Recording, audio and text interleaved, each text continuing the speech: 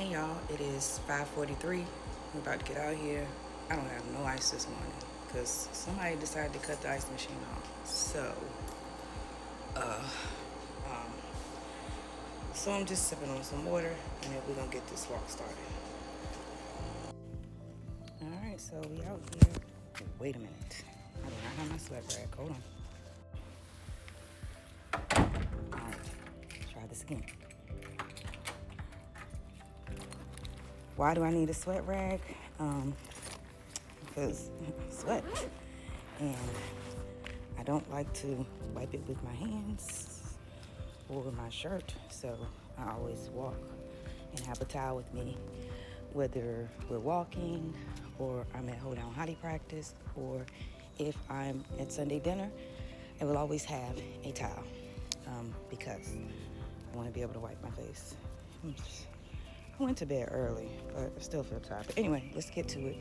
So answering some of the top questions I get. One of the other top questions that I definitely get, and hold on, let me set my workout, y'all, on my watch, so it knows.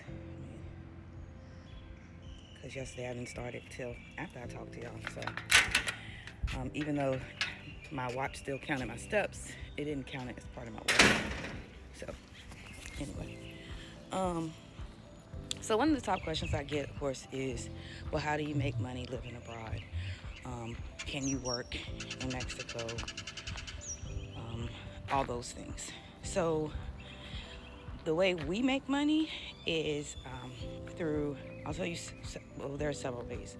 We have retirement income that we have come in monthly.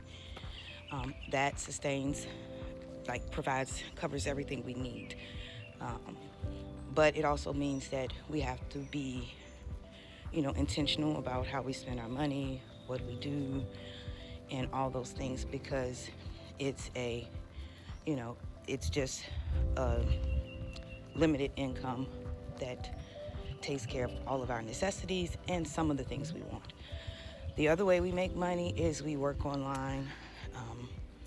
I teach English to a few people, a couple days a week. Right now I'm doing every day a week because I have someone that I'm helping get ready for an English exam. I also sell my ebooks online, which they've actually been doing really well. I've been getting some sales every month, so that's exciting. So I have two books, one called Put Shit in Its Place. The other one is a prompting journal that says you is gonna die, what you gonna do, which really walks you through like reverse engineering your life so that you, whatever is going to be said about you when your life is over, you would have been in control of that because you would have wrote it, planned it out, and done to the best of your ability what you could to bring it to fruition. The other way is I do have some DFY products that I sell, just a lot of little small things that you can do online. And, I would just say, definitely when you're doing like online stuff, it changes every month. So our base income, our retirement income, is what we really truly live off of, and all the other income we make is typically what we use to do fun things, field trips, outings, stuff like that, because it just makes sense. Can you work when you're in Mexico? You can work for a company that's based in the U.S. if they allow you to, or you use a VPN like some people do. But there's a risk with that. Like if the company doesn't want you to work outside of the U.S. and you're using a VPN, I do know people who have lost jobs behind that. So that's just something to think about, because you don't want to get here and have a job and that be your only source of income, and then you lose it because you're not being honest about your location. So I would say to secure employment with a job that doesn't mind you living outside of the country, or become a 1099 contractor where you're independently employed, or you just work for yourself really, and you don't have to say where you are. You can also do things like tasks, like you can go on Upwork, whatever skills you have, you can sell those skills for income. And you can do that from anywhere. So like if you're good at writing resumes, or if you're good at proofreading, or if you can copyright, all those things people always need. If you can do QA work, like audit web pages and stuff like that, those are jobs that people are constantly looking to fill, and they most of the time do not require a specific location. Um, and so that's the work piece. Um, so just plan those things out. I mean, people there, you can come down and find gaps in the community of things that you can do for people, but it may or may not be enough to provide your lifestyle. And um, you know just be careful, because just like anywhere, there's always somebody or people that don't want to see other people succeed or rise up.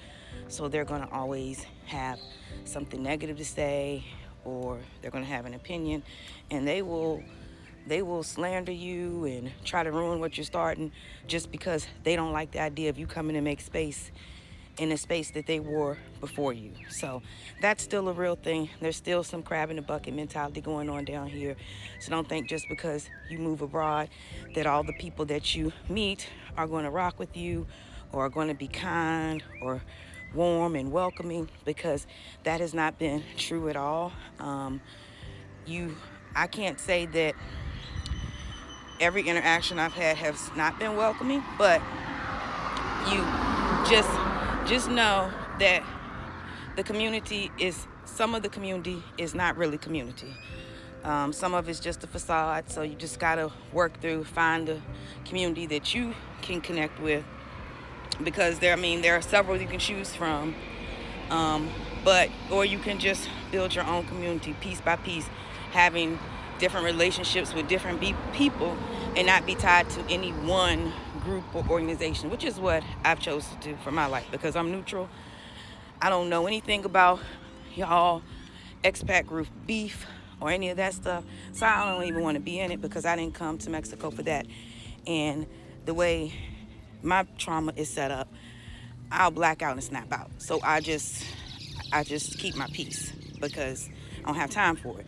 And I didn't come to Mexico to go to Mexican jail, because that is not how I want to learn Spanish. While I'm sure I would learn it fast, but that is not how I came here to learn it. So I'm not doing it. So just know that, don't think that, you will come down here and be surrounded by love immediately.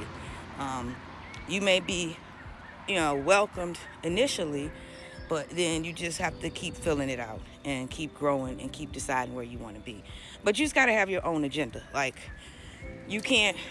Don't come down here leaning on what anybody else got going on for real as your source. Know what you want to do, know what you enjoy, know how you want your family's life to be, or your life if you're single, and have that written and planned out. I'm a big believer in, if it ain't on paper, then it ain't happening. And by paper, it could be in your phone, it could just be a planner, but plan everything out down to the type of people you want to meet. I manifested meeting some of the people that I've met since I've been here, and they have been in my life since our second month here. But I wrote them down and I manifested it.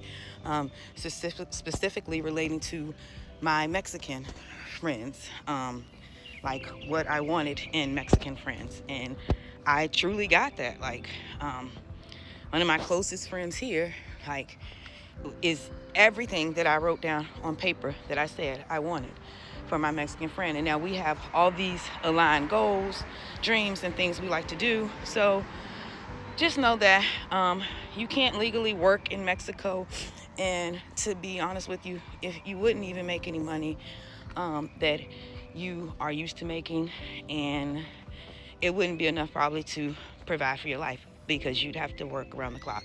For example, somebody had reached out to my daughter about teaching English at their school, and the pay for the day was 400 pesos. It's $20 for a 7-hour shift. So you do the math.